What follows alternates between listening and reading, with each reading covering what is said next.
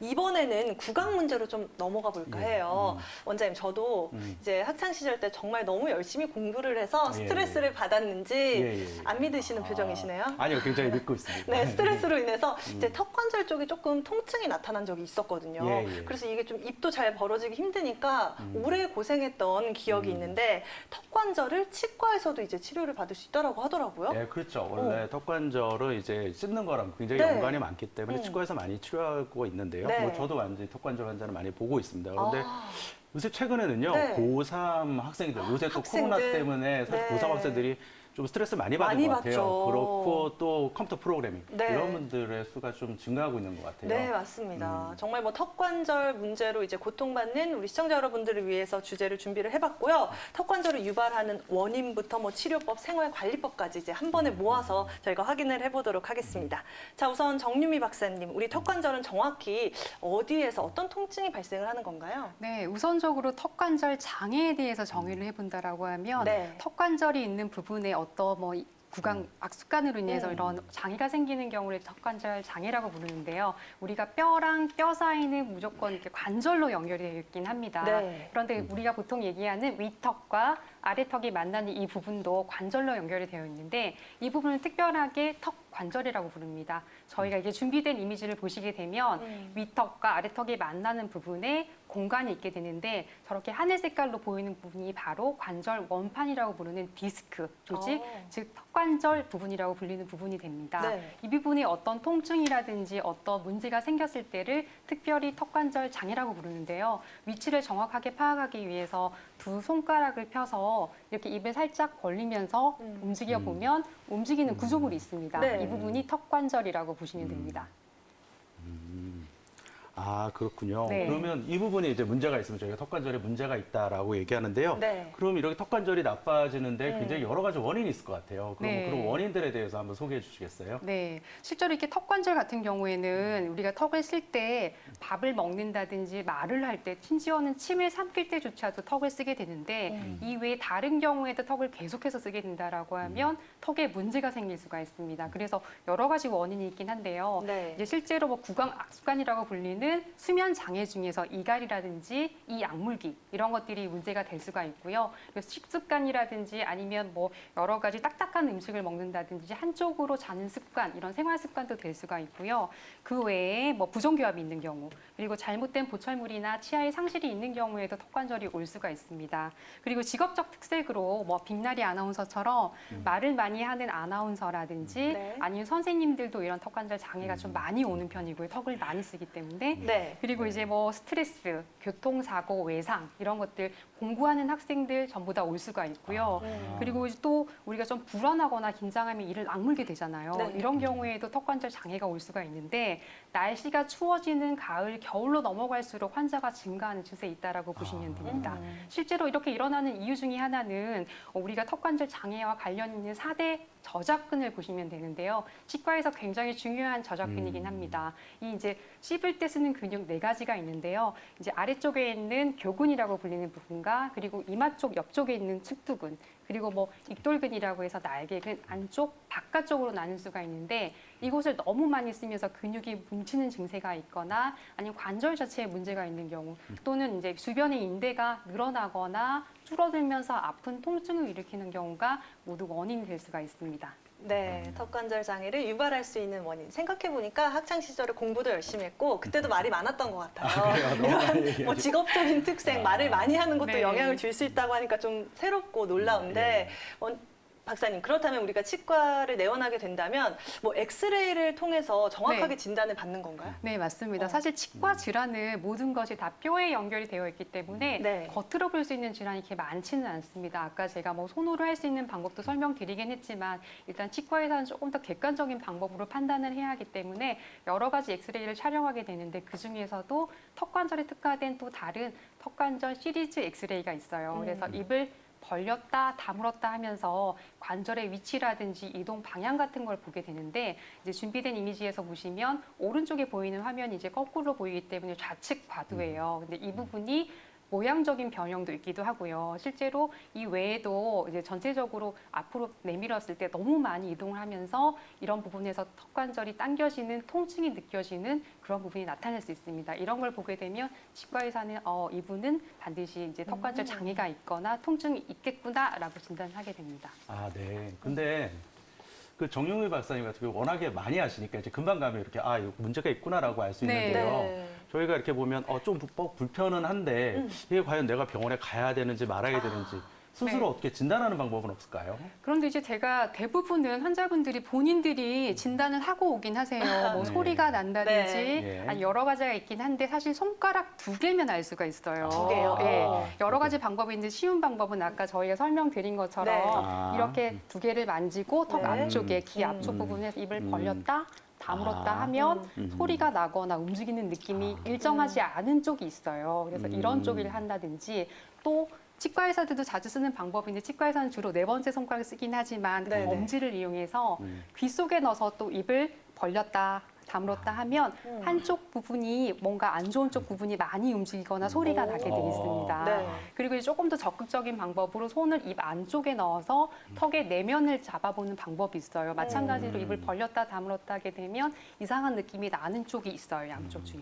2손가락을 이용하는 방법이 있고요. 이제 뭐 하나가 더 있는데 3손가락을 이용하는 방법이 세 손가락. 있어요. 세 손가락. 그래서 한번 이제 보시면 저도 네. 한번 진단을 해보긴 할 건데 네네. 3손가락이 입안에 정확하게 들어가는지 이렇게 벌려서 해서 이게 저는 이제 건강하기 때문에 다 네. 들어가는데 다 건강하시네요. 남자는 조금 더 4개까지도 예, 들어갈 수 있어요. 왜냐하면 근데 남자분들 네. 손가락이 좀 두껍기 때문에 맞네요. 보통 저희가 정상적인 최대한 벌렸을 때 45에서 한 50mm 정도, 한 5cm 정도까지 벌어지면 정상이라고 보고요. 네. 여성분들은 손이 조금 더 가느니까 네. 40에서 한 45mm 정도면 정상인데 이 이하로 정말 크게 벌렸는데도 40mm 이하, 그 이하로 떨어지게 되면 턱관절 장애가 있다고 자가 진단할 수 있습니다. 네. 그렇군요. 와, 이렇게 턱관절 장애가 있는지 없는지 스스로 판단해 볼 수 있는 자가 진단 예. 방법 활용해 보시면 도움이 될 것 같고요. 앞서서 또 유발하는 원인들 가운데서 저는 조금 궁금했던 게 구강 문제 가운데서 부정교합이 있었거든요. 그렇죠. 원장님 이런 경우도 굉장히 흔한 상황이긴 하잖아요. 그렇죠. 턱이 이렇게 삐뚤어지거나 네. 아니면 치열이 고르지 못한 경우 그런 네. 경우도 아마 영향을 주는 것 같아요. 그렇다면 아마. 박사님 이러한 부정교합이라면 네. 이걸 먼저 치료하면 턱관절 장애는 자연스럽게 나아질 수 있는 건가요? 이게 사실 닭이 먼저나 달걀이 먼저냐 이런 거랑 똑같긴 한데요. 네. 실제로 이제 턱관절이 있어서 부정교합이 있는 분도 있어요. 반대로. 네. 턱관절이 너무 안 좋으니까 한쪽으로 턱이 기울면서 부정교합이 오. 생기는 경우가 있고 네. 반대로 부정교합이 심하다 보니까 한쪽으로 계속 씹거나 아니면 틀어지면서 턱관절이 안 좋아지는 경우도 있기 때문에 만약에 원인이 부정교합에 의한 치아 부정교합이 생겼고 턱관절 문제라고 하면 치아 규정하면 당연히 좋아지겠죠. 그런데 반대로 치아 규정 학회에서는 어떻게 얘기를 하냐면 턱관절이 없었던 사람이 치아 규정 후에 나빠지진 않는다. 근데 반대로 턱관절이 없었던 사람이 교정 후에 좋아지거나 나빠지거나 이런 거에는 크게 관련이 없다라고 얘기를 하고 있어요. 그렇기 때문에 저도 반드시 치아 규정 치료를 하기 전에 네. 이제 이 턱관절이 문제인지 아니면 부정교합이 문제인지 어떤 걸 먼저 치료할지를 결정하는 것을 반드시 진단과 검사 그리고 근육적인 부분 모두 체크하고 나서 치료의 방향을 결정하게 됩니다. 네, 치아 교합 문제도 영향을 줄 수 있는 요소이기 때문에 이 부분도 잘 체크하실 필요가 있을 것 같고요. 뭐 이 그렇네요. 밖에 이갈이라든지 뭐 악물기 습관, 다른 그렇죠. 요인으로 인해서 발생하는 턱관절 장애는 어떤 치료를 받을 수 있을지 이 부분도 정리해 주시죠. 네, 너무 방법이 다양합니다. 원인에 따른 방법이라고 생각하시면 되는데요. 만약에 부정교합이 있는 경우라고 하면 치아 교정 또는 교합 조정만으로도 굉장히 좋아질 수가 있고요. 혹시 보철물에 문제가 있었다라고 하면 보철물 교체 그리고 이제 뭐 약물 치료, 물리 치료 저희가 뭐 근육에 문제 있을 때 하는 치료가 거의 동일하게 실시가 되고요. 그 외에 뭐 안정 장치라든지 보톡스 주사요법 그리고 행동요법, 습관 같은 걸 수정하는 방법 그리고 이제 예방하는 방법 중에 턱관절 운동요법 아주 다양하게 있기 때문에 원인에 따른 치료법이 이제 정해지거나 병행하게 됩니다. 그렇군요. 네.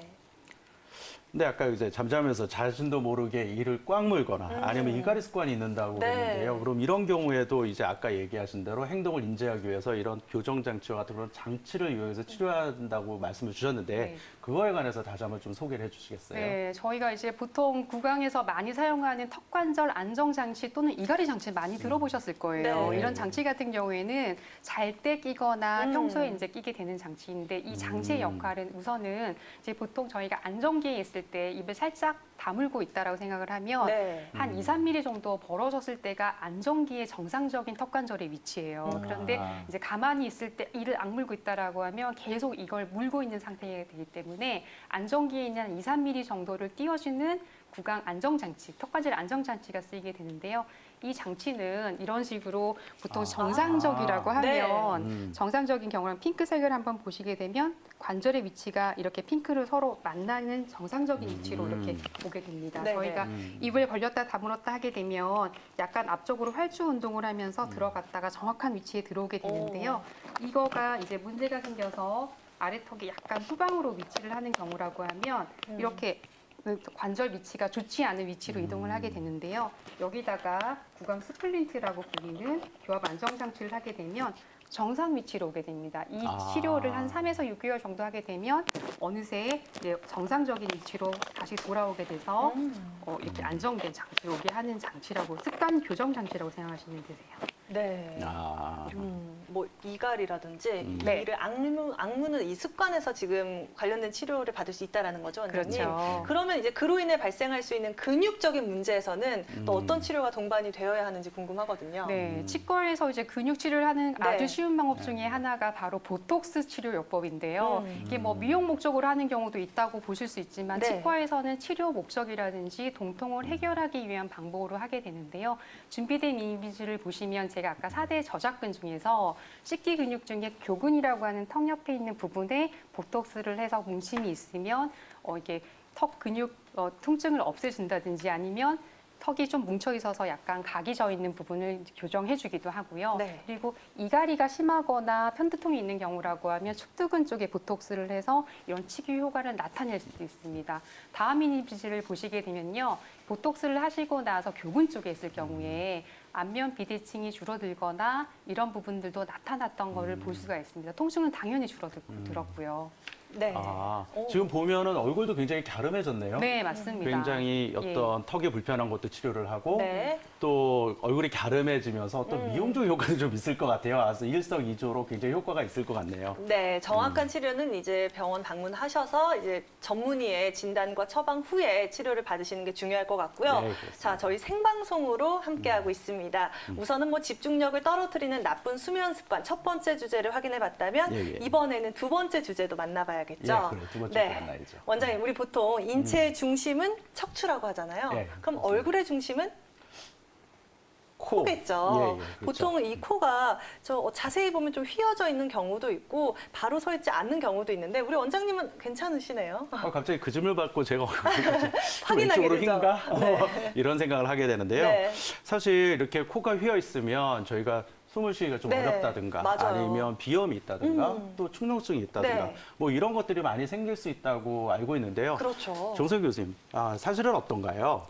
네, 이 비중격이라고 부르는 구조가 코 안에서 이제 콧구멍을 왼쪽과 오른쪽으로 나누게 되는 구조입니다. 이 비중격이라는 구조는 이제 뼈와 연골로 구성이 되어 있는데요. 이게 어느 한쪽이나 아니면 양쪽으로 휘어져 있으면 이것을 비중격 만곡증이라고 진단을 하게 됩니다. 그래서 비중격 만곡증의 경우는 이제 코막힘을 유발하는 가장 흔한 원인인데요. 실제로 이것이 어느 한쪽이라든지 양쪽으로 휘게 되면 비중격 만곡증이라고 진단을 하게 됩니다. 사실 정상인들에게서도 흔히 발견이 되는데 국내 조사에 따르면 51% 정도에서 약간의 심하거나 약간의 비중격 만곡증이 있는 것으로 보고되고 있으니까요. 네. 굉장히 흔한 질환이라고 생각하시면 되겠습니다. 근데 실제 환자분들에게 이제 비중격 만곡증이 있으십니다라고 얘기를 하면 본인은 다친 적이 없는데 왜 비중격 만곡증이 있나요라고 물어보시는 경우가 많이 있거든요. 근데 이 비중격 만곡증이 생기는 원인은 사실 선천적으로도 뭐 유전적인 요인에 의해서도 생길 수가 있고, 그리고 또 이 성장기에 안면골이 성장하는 과정에서 연골과 뼈가 자라는 속도가 다르면 이게 힘을 받으면서 어느 한쪽으로 휘게 되는 그런 과정에 의해서 비중격 만곡증이 생기기도 합니다. 그리고 외상에 의해서도 후천적으로 생기는 경우가 있는데요. 네. 대부분의 비중격 만곡증은 선천적으로 생긴 경우에는 뭐 얼굴의 비대칭이라든지 그런 걸 유발하지는 않지만 외상에 의해서나 아니면 안면골 성장 자체가 좀 심하게 비대칭적일 경우에는 이것으로 인해서 안면 비대칭이 함께 동반될 수도 있습니다. 네. 그러면 아까 설명하신 대로 이 비중격 만곡증이 있다 그러면 얼굴이 그럼 틀어지는 것처럼 이런 비대칭이 있는 건가요? 사실 일반적인 그냥 단순 비중격 만곡증의 경우에는 안면 비대칭을 직접적으로 유발하는 경우는 그렇게 흔하지는 않습니다. 말씀드렸던 것처럼 이제 성장 과정에서 안면골 자체가 심하게 비대칭적으로 성장을 하면서 그것으로 인해서 비중격 만곡증이 생겼을 경우에는 안면 비대칭을 유발하는 원인이 될 수 있고, 또 외상에 의해서 뭐 교통사고라든지 아니면 뭐 운동 중에 코를 수상당해서 저희가 흔히 코뼈라고 말하는 이 딱딱한 그 비주 부분 자체가 외상을 받아서 다치게 되거나 부러지게 되면 그것이 이제 후천적으로 그 안면 비대칭을 유발하게 되는 원인으로는 작용할 수 있습니다. 네, 뭐 반드시 그렇지는 않지만 후천적으로 외상의 영향을 받게 된다면 이어질 수 있다, 연관이 있을 수 있다라고 말씀을 해주셨는데요. 자, 그렇다면 이비인후과에서 바라봤을 때 안면 비대칭을 유발할 수 있는 또 다른 원인들 어디에 있다라고 보나요? 사실 이비인후과적으로 가장 흔한 원인은 코막힘에 의한 구호흡이 있을 수 있습니다. 이 비중격 만곡증에 의해서 코막힘이 발생하게 되면 본인도 모르게 입으로 숨을 쉬는 경향이 발생하게 되는데요. 특히 소아의 경우 이런 구호흡이 있으면 보통 초등학교 전후로 그 얼굴이 급속하게 자라는 성장기가 있는데, 그때에도 계속 구호흡이 지속되게 되면은 이제 얼굴이 전체적으로 길어지는 아데노이드형 얼굴이 발생하거나 아니면 뭐 하악이 뒤로 밀리거나 또는 하악이 이렇게 앞으로 돌출되는 형태의 안면 비대칭의 원인이 될 수 있습니다. 그러니까 이 비중격 만곡증이 1차 원인으로 해서 숨을 잘 못 쉬니까 결국 저희가 입으로 숨을 쉬게 되고, 그럼 저희가 편도선이라고 하는 아데노이드라는 게 결국 커져가지고 결국 그게 얼굴형을 바꾸게 돼서 그래서 안면 비대칭이 생기는 뭐 그런 원인이 된다는 얘기인데, 그렇다면 이런 것들을 좀 수술적으로 뭔가 교정을 하면 그런 것들이 또 치료가 되는 건가요? 네, 사실 그 비중격 만곡증이라는 것 자체가 코뼈가 정상적으로 똑바르지 않고 휘어 있는 것이기 때문에 이 휘어진 부분 자체를 수술을 통해서 물리적으로 똑바로 잡아주면은 당연히 증상은 좋아지게 될 것입니다.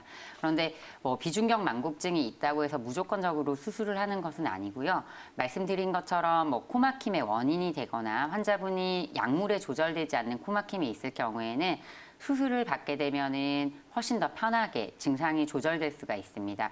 그리고 소아의 경우는 이런 비중격 만곡증 수술을 시행하지는 않고요. 성인에서 주로 시행하는 수술이고, 대부분의 비중격 만곡증 수술은 뭐 겉으로 접근하는 게 아니고 이제 콧구멍 안쪽에서만 절개선을 넣어서 겉에 흉터가 생기거나 아니면 코 모양이 변하는 형태가 아닌 방향으로 수술을 하게 되지만, 경우에 따라서 외상으로 인한 안면 비대칭이 동반된 경우에는 이제 겉으로 접근을 해서 코 모양 자체를 바로잡아주는 형태의 수술을 시행하게 됩니다.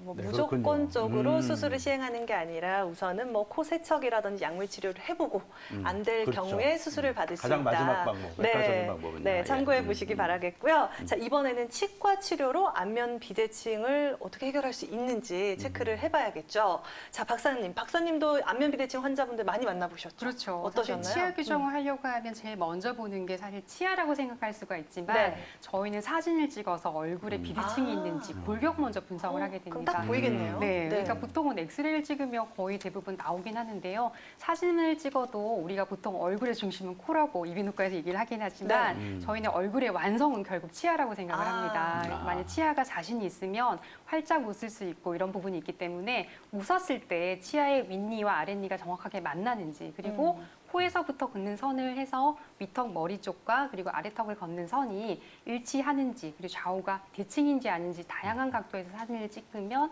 비대칭이 있는지 없는지 알 수가 있고 그렇게 해서 치아 교정의 방향을 잡게 됩니다. 준비된 이미지를 보시게 되면 저희가 기본적으로 찍게 되는 치아 사진이라고 보시면 되는데요. 네. 얼굴에서 좌측에서 보시는 분은 약간 입을 벌리고 있어요. 이런 경우에는 사실 안면 비대칭이 있는 게 정확하게 보이긴 하지만 네. 치아의 위와 아래 그리고 코부터 아래턱까지 한쪽으로 쏠려 있는 걸 보실 수가 있습니다. 여성분도 마찬가지인데요. 오른쪽에 있는 분도 살짝 미소를 짓고 있긴 하지만 턱이 자체가 코에서부터 아래쪽으로 틀어지면서 한쪽으로 안면 비대칭이 보이는 것을 확인하실 수가 있습니다. 아, 그러면 네. 이런 어떤 경우에 이런 교정 치료나 안면 비대칭을 치료할 수 있는 건가요? 뭐 모든 네. 경우에 다 되는 건가요? 네, 사실 성인 같은 경우에는 저희가 쉽게 얘기를 하면 치아 교정 같은 경우에는 이제 저희가 치아의 위치와 배열을 바꾸는 거지 이게 바로 뼈를 바꾸거나 어떤 모양을 바꾸지는 못해요. 그렇기 네. 때문에 쉽게 얘기하면 성인기에는 거의 불가능하다고 보셔야 하고요. 어느 정도 좀 치아 교합을 바꿔서 교합을 맞추거나 좀 달라지게 보이게 눈속임을 할 수 있는 부분이 생기긴 하지만 네. 우리가 할 수 있는 시기는 따로 정해져 있습니다. 보통 치아기 이전에 해당하는 만 6세에서 7세 사이에는 거의 1차 성장 교정이라고 해서 저희가 턱뼈 교정까지 가능한 시기가 있습니다. 네. 이런 시기에는 저희가 이제 안면 비대칭을 치료를 가능한데요. 쉽게 이해하기 위해서 제가 어린이 모형을 가지고 왔어요. 네. 이 아이 같은 경우에 이제 부정교합이 있는 상태인데 이제 이게 만약에 미치약 또는 치약을 한 지 얼마 되지 않은 이런 교정 과정에서는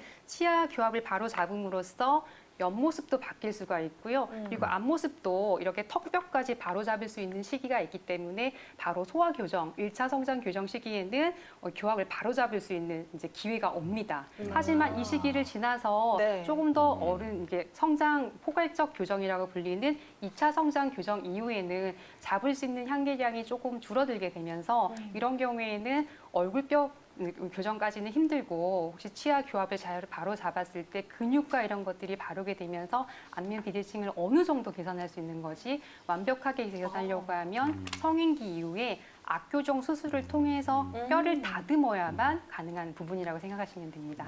네. 그렇다면 뭐 턱뼈까지 교정이 가능한 1차 이제 성장기 교정, 뭐 어린이 교정이라고 한다면 어떤 방법들이 있을지 궁금하거든요. 네, 그렇죠. 다양한가요? 네, 맞습니다. 1차 교정 같은 경우에는 제가 아까 턱뼈 교정까지 가능하다고 했는데요. 네. 보통 쉽게 얘기하면 어릴 때 교정했다라고 하면 뭐 뺐다 꼈다 하는 장치를 많이 보셨을 거예요. 맞아요. 그리고 뭐 턱에다가 이상한 장치를 하는 페이스 마스크 이런 걸 이용하는 보통은 탈착성 또는 가철성 장치라고 부르는 이런 장치를 이용해서 턱뼈 자체를 이동할 수 있게 하는 이런 교정을 하게 되고요. 그리고 2차 교정 같은 경우에는 우리가 보통 쉽게 얘기하면 철길 깐다라고 하는 브라켓을 붙이는 장치로 넘어가게 되는데 이런 경우에도 이제 사실은 성장 교정이라고 보긴 보거든요. 네. 근데 그 외에 이제 소아 교정을 좀 분류를 해보면 사실 성인 교정과 2차 교정에서부터는 크게 차이가 없습니다. 그래서 보통 얘기할 때 전체 교정과 부분 교정으로 성인 교정처럼 나눌 수도 있고요. 그 외에는 우리가 보통 이를 뺀다, 안 뺀다 이런 거에 따라서 좀 구분을 할 수가 있어요. 네. 어린이들 같은 경우에는 무조건 공간 부족이 있다고 해서 이를 빼지는 않고 준비된 이미지에서 보신 것처럼 보통 저희가 부르는 비발치 교정이라고 해서 네. 어느 정도의 교정 공간이 좀 부족하지만 이런 경우에도 아이들 같은 경우에는 공간 활용을 충분히 확장을 해서 펼치게 되는 비발치 교정을 진행하는 경우가 많고요. 네. 그래도 너무 공간이 부족하다 하면 다음 이미지에서 보시는 것처럼 너무 많이 부족하다. 뭐 도저히 비발치로는 힘들다라고 다르긴 하네요. 하면 네. 이를 빼고 하게 되는 발치 교정을 하게 됩니다. 그렇기 때문에 이 시기를 잘 지키거나 분석을 잘 하게 되면 아이들 같은 경우에는 발치를 진행하는 경우라고 하더라도 충분히 이를 안 빼고도 교정 가능하기 때문에 이 시기를 잘 지켜서 반드시 진단과 검사를 하시게 되면 좋은 기회를 획득하실 수가 있습니다. 아, 그렇군요. 네. 그러면 아까 얘기하신 치아 부정교합과 그다음에 비중격 망곡증이 있다 그러면 네. 얼굴 비대칭을 양쪽에서 치과와 이비인후과 네. 양쪽에서 치료해야 되겠네요. 네, 양쪽에서. 그렇죠. 그래서 저희가 만약에 보통 치아 교정을 하러 오신 분들 중에서 엑스레이를 찍어보고 비중격 망곡이 있어요. 네. 그런데 이 아이가 아직까지 미치아 가동 이전이거나 기회가 있는 경우라고 하면 코도 바로 잡고 사실 입도 바로 잡는 게 좋긴 하잖아요. 네. 그렇기 때문에 먼저 이비인후과에 보내서 혹시 이 비중격 망곡을 고칠 수가 있는지 또는 이제 아데노이드 페이스라든지 아니면 저희가 보통 얘기하는 편도 수술을 하게 되더라도 굉장히 코가 많이 좋아지는 경우가 있습니다. 그런데 이 시기도 마찬가지로 1차 성장 교정이 일어나는 그 취약 전후로 초등학교 입학 전후로 일어나기 때문에 이 시기에 왔다라고 하면 치아 교정을 잠시 미루고 먼저 간단한 이비인후과 수술이나 치료를 통해서 이 부분을 해결하고 나서 오게 되면 이제 코도 바로 잡고 그리고 치아도 바로 잡아서 정말 안면 비대칭을 조정할 수 있는 이런 기회를 획득하게 됩니다. 네, 이렇게 뭐 소아에서 안면 비대칭이 나타났을 때 어떤 치료가 가능한지 체크를 해봤다면 이제 성인 경우도 확인을 해봐야 되잖아요. 그렇겠죠. 자, 예를 들어 돌출입이 심하다. 그럴 경우에는 교정 치료 이외에는 어떤 방법이 있을까요? 네, 실제로 이제 치아 교정 보통 저희가 돌출이 심하다라고 하면 거의 대부분 이를 빼고 교정하지 않을까라고 생각하는 경우가 많거든요. 네. 당연히 치아 이를 빼고 교정을 하게 되면 이제 좋아지는 경우가 많기 때문에 첫 번째는 일단은 치아 교정입니다. 그래서 이제 이미지를 한번 비교를 해볼 건데요. 네. 치아 교정 외에도 다른 방법이 있기 때문에 이 두 가지 이미지를 비교해 보시면 굉장히 편할 것 같습니다. 첫 번째는 저희가 지금 드라마틱하게 이가 들어간 걸 보실 수가 있을 거예요. 치아 교정을 통해서 이를 빼고 교정을 통해서 각도를 바로 잡고 특히 윗니는 굉장히 뒤로 많이 이동한 걸 보실 수가 있어요. 이 정도가 되면 거의 뭐 수술했다 싶을 정도로 치아 교정이 아주 잘 된 경우라고 보시면 되는데 두 번째 같은 경우에도 윗니와 이분 같은 경우에는 아랫니 둘 다 나와 있는 경우였어요. 그런데 이제 이분은 시간적인 부분이 좀 부족한 분이었기 때문에 잘 보시면 치아 모양은 각도는 되게 좋아졌는데 색깔까지 좀 바뀐 거를 보실 수가 있을 거예요. 제가 아까 말했을 때 치아 교정은 턱뼈의 위치를 바꾸지 못하고 그리고 치아의 위치와 배열을 바로 잡는 거긴 하지만 모양과 색상을 바꾸지는 못한다고 했었어요. 그런데 이 경우 같은 경우는 색깔도 바뀌고 모양도 좀 바뀐 걸 보실 수가 있어요. 그래서 치아 교정의 장점 중에 하나는 치아를 크게 건들지 않고 뒤에 배열을 해서 위치를 바로 잡는 거긴 하지만 이제 두 번째 보이는 건 바로 라미네이트 치료라고 하는 거 많이 들어보셨을 거예요. 네. 연예인 분들이라든지 우리가 뭐 연예인 교정 이렇게 많이 부르긴 하는데요. 네. 치아에 어떤 얇은 박편을 붙여서 치아의 색깔과 모양을 바꾸고 위치도 좀 바꾸는 이런 치료라고 보실 수가 있는데 짧은 기간 안에 치아 교정 효과를 내면서 그리고 치아에 좀 하얗게 되는 이런 효과까지 낼 수 있는 방법으로 라미네이트를 이용해서도 돌출입 교정을 하실 수가 있어요. 이분은 위와 아래를 둘 다 하셨기 때문에 두 가지 다 각도가 좀 들어가면서 돌출입이 해결된 경우입니다. 네. 안면 비대칭, 치과적인 방법 정말 다양한 방법으로 해결할 수가 있겠군요. 네, 정말 그렇습니다. 다양한 거 오늘 많이 배웠습니다. 맞습니다. 저희가 첫 번째 주제로는 이제 수면을 저하할 수 있는, 수면의 질을 떨어뜨릴 수 있는 질환들 살펴봤고 이번에는 안면 비대칭까지 확인을 해봤습니다. 네. 자, 다양한 치료 방법이 있다라는 거 참고해 보시기 바라겠습니다.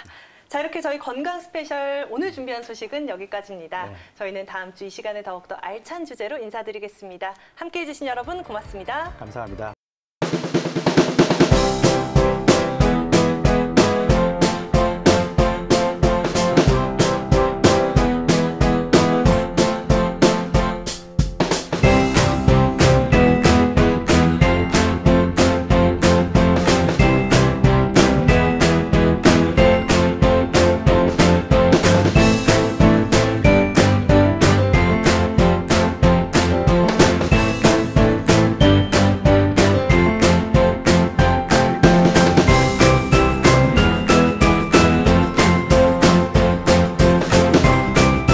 방송은 의료 정보에 대한 제공일 뿐 의료 정보에 대한 과시는 위험을 초래할 수 있고 모든 치료에는 부작용이 동반될 수 있습니다.